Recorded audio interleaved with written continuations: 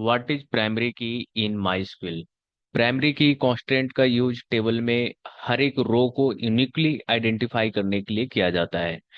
मतलब टेबल में जो भी रिकॉर्ड होगा उसका एक यूनिक आईडी होगा जो किसी और रिकॉर्ड में रिपीट नहीं हो सकता। सिंपल वर्ड्स में अगर मैं आपको समझाऊं तो जैसे स्टूडेंट का role number, licence number, student ID, ये सब सारे यूनिक होते हैं।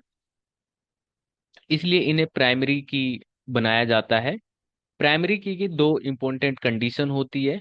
डुप्लीकेट वैल्यू अलाउ नहीं होता, नल वैल्यू अलाउ नहीं होता। इसलिए जब हम प्राइमरी की बनाते हैं तो कॉलम ऑटोमेटिकली नॉट नल और यूनिक हो जाता है।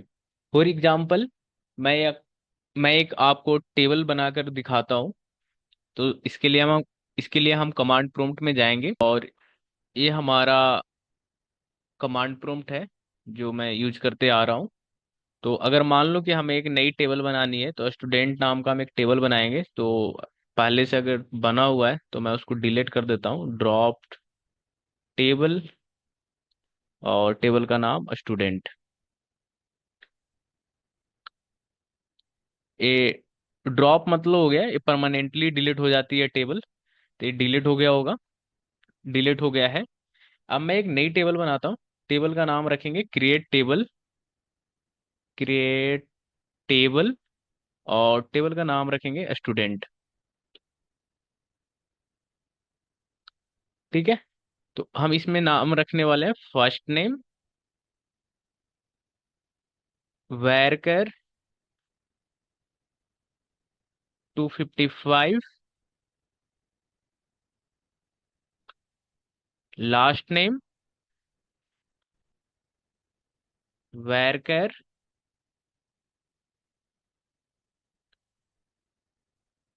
255, स्टूडेंट जोन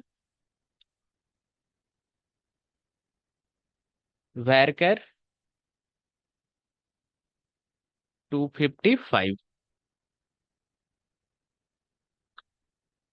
ठीक है। इसके बाद हम प्राइमरी की बनाएंगे, प्राइमरी की। और हम बनाने वाले हैं प्राइमरी की किसे? स्टूडेंट आईडी को, स्टूडेंट आईडी। ठीक है। ये बन चुका है कि ID doesn't exist in A table. यानी ये बोल रहा है कि टेबल के अंदर स्टूडेंट आईडी एग्जिस्ट नहीं कर रहा है।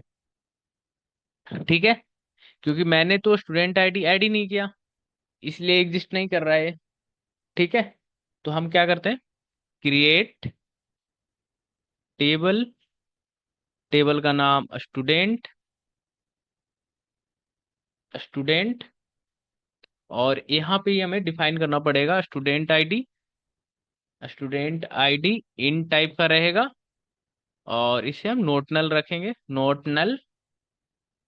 इसके बाद फर्स्ट नेम आ जाएगा,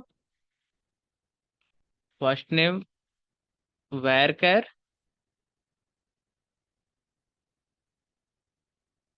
255, last name varchar 255, student zone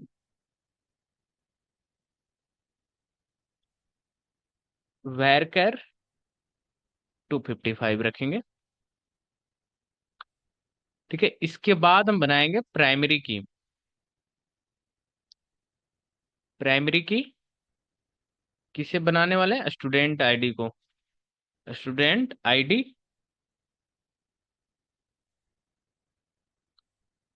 ठीक है। तो ये प्राइमरी की बन चुका है।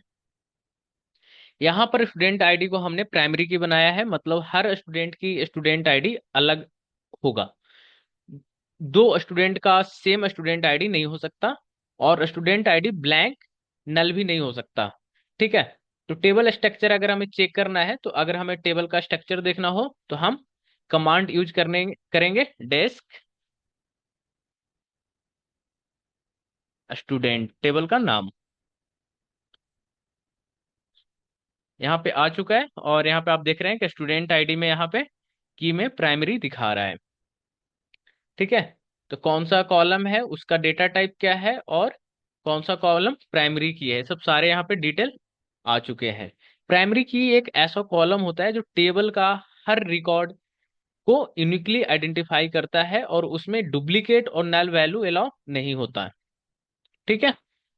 What is the check constant in MySQL? Check constant का यूज माइस्क्वेल में किसी कॉलम में कौन सी वैल्यू अलाउ होगी और कौन सी नहीं, ये डिसाइड करने के लिए किया जाता है।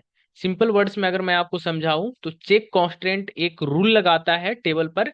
मतलब अगर कोई यूजर ऐसी वैल्यू इंसर्ट करे जो रूल का फॉलो नहीं करता, तो डेटाबेस उस वैल्यू को एक्सेप्ट नहीं करेगा।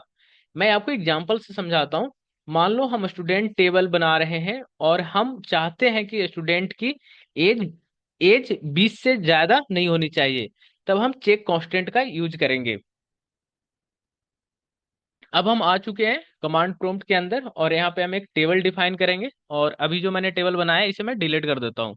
तो इसके लिए मैं ड्रॉप टेबल का यूज करूंगा। ड्रॉप टेबल और टेबल का नाम स्टूडेंट। ठीक है, ये ड्रॉप हो चुका है। अब यहाँ पे हम एक न्यू टेबल बना लेते हैं। क्रिएट टेबल, टेबल का नाम स्टूडेंट, और यहाँ पे student ID, student ID int not नल,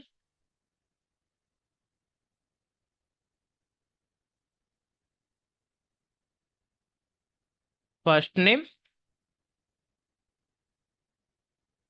वैरकर 255। ठीक है, इसके बाद स्टूडेंट एज कर लेता हूँ, इन टाइप का रहेगा। और यहाँ पे हम चेक कंडीशन लगा देंगे। Check student age is greater than 20।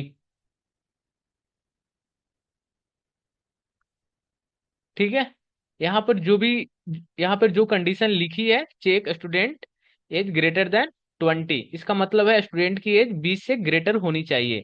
अगर एज 20 या उससे कम होगी तो रिकॉर्ड इंसर्ट नहीं होगा। अगर टेबल स्ट्रक्चर अगर हम देखना चाहें तो यहाँ पे हम DSC स्टूडेंट,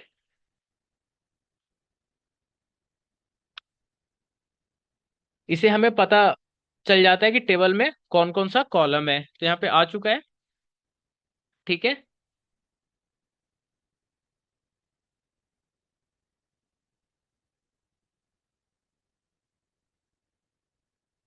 अगर डेटा इंसर्ट करना है तो अब अगर हम वैलिड डेटा इंसर्ट करना हो तो हमें क्या करना पड़ेगा?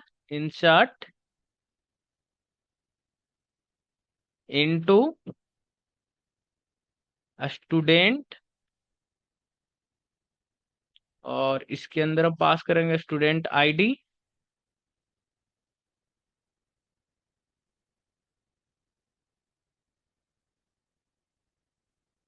फर्स्ट नेम, स्टूडेंट एज, और हम वैल्यू डालेंगे।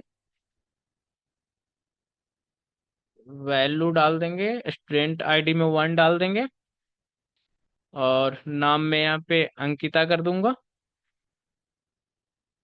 अंकिता, और यहाँ पे एज में 24 कर दे रहा हूँ। ठीक है, तो insert into student ID, first name, student age. ठीक है, अगर हमें इसे चेक करना हो, देखना हो, तो हम क्या करेंगे? सिलेक्ट टू फ्रॉम स्टूडेंट, ये पूरा दिखा देगा। दिखा दिया। इस कमांड से टेबल में जो डेटा इंसर्ट हुआ है वो डिस्प्ले हो जाएगा। तो यहाँ पे डिस्प्ले होकर आ जा रहा है student ID, first name Ankita, और स्टूडेंट एज 24। ठीक ठीक है। तो चेक कांस्टेंट का यूज टेबल में रूल लगाने के लिए होता है, ताकि कॉलम में सिर्फ वैलिड वैल्यू ही इंसर्ट हो सके। ठीक है।